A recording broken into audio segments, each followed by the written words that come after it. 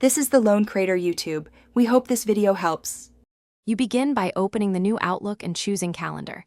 This gets you to the workspace quickly. Sign into your account and make sure your time zone and work hours are correct so events show at the right time.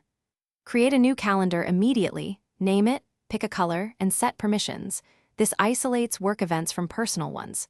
Once done, you'll have a clean canvas to add events, which prevents future conflicts and keeps sharing simple.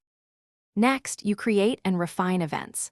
Click a time slot or new event, then add a clear title, location, and a concise description so attendees know expectations.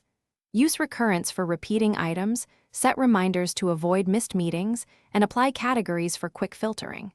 Attach files or add a Teams link to centralize materials.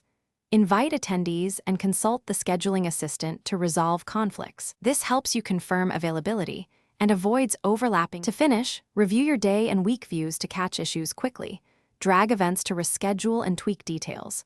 Share or publish the calendar when others need access, and make sure you set correct viewer versus editor permissions so you control changes.